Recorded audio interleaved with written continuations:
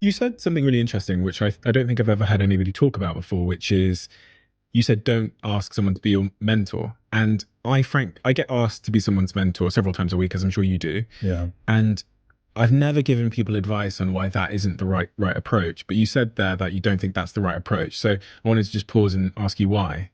Well, you don't go up to a strange person and say, "Do you want to have sex?" You go up and say, "Do you want to have and do you want to have a conversation? Do you want to have another drink? Do you want to grab coffee? Do you want to go to the movies? Can I ask you a question? Can I get some advice from you?" You ease into the relationship. Yeah. Because to ask someone to be your mentor is just very intimidating. The person has to go, "Do I want to meet with this person every month for the next 5 years and then break up with them if I'm not enjoying this relationship?" So you don't need to say, "Will you be my mentor?" That sounds like a lot. Just, "Can I get your advice on something? I really respect you. I think you're so smart about this stuff. I'm facing some issues in my life, some questions. I'd love to just get your advice. Can we grab coffee or can we do a 5 or 10 minute call?" If someone emails me and says, I get a lot. I'm thinking about starting a business. I'm thinking about going to business school.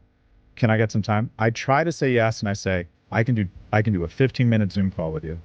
If someone asks me to be their mentor, there's just no way. I don't have time to, I can barely mentor me right now. I just don't have time to commit to being someone's mentor. But if someone emails me and says, I need advice around this specific issue, and then what happens? You hear that they're either raised by a single mother like me. They're a good person. They're struggling. Their sister's got an eating disorder and they're struggling with it. And they're thinking about starting a business. And you're like, "Oh, no, no, don't do that right now. You've got a good job." Like you just help them with some common sense decisions. Common sense. And then what happens? You become emotionally invested in their success. And then they email you a month later and you're like, "What's going on?" And you want to do another call. Ease into it. So, anyways, I think it's much easier to just ask someone for help and for advice. And I think there's a lot of people out there.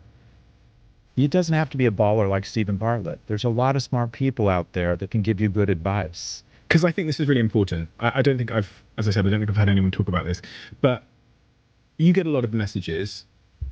Have you been able to figure out exactly why some of them perk your interest so much so that you'd give them 15 minutes on a Zoom call?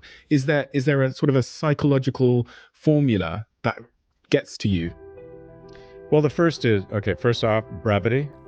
When I Thoughtful in how I ask for things, my life could end up in a completely different place. Mhm. Kind of like what you said about you only need a couple of wins to really be successful in life. You only need, if you send 10 emails, you only need like one person to say, yes, I'll That's invest. it. And be willing to endure the rejection of the nine. I had this young kid come up to me. I was just in Cannes. I'm a big fan. Can I take a picture with you? Selfie? Yeah. Boom. 10 seconds, take a selfie. Sent me an email yesterday with a picture of the selfie and said, "We met. We didn't have a chance to say hi. I'm struggling with, and he was quite vulnerable. He told me about some of the stuff he's going through and said, "I'm struggling. And would you mind doing a 10 or 15-minute call with me?" And he includes a picture of me and him. How the fuck am I going to say no to that? Right? Anyway, there's all sorts of tricks and trades, but the willingness to take that risk, the willingness to reach out to strangers, that's the key to success. It's the reason I have kids. It's the reason I'm wealthy. Nothing wonderful is going to happen to you without taking an uncomfortable risk. So I think about this with my boys. I used to force them or ask them to speak to a stranger every time we were outside of the house. My oldest one has no problem. My youngest one doesn't like it. Really hard. Okay, we just sit outside the door for 10 minutes. Just go ask them what breed their dog is over there. Just go over there. Just ask them about their dog. I think a good strategy, especially for young men who, for some reason, seem to be sequestering and becoming much more isolated. Whenever you're in a line, talk to the person in front of you and behind you. Just talk to them. Just get used to opening. Just get used to eye contact. Just get used to being friendly and having a conversation. Because I think people are spending so much time indoors and behind screens, they're losing the ability to establish professional and personal connection.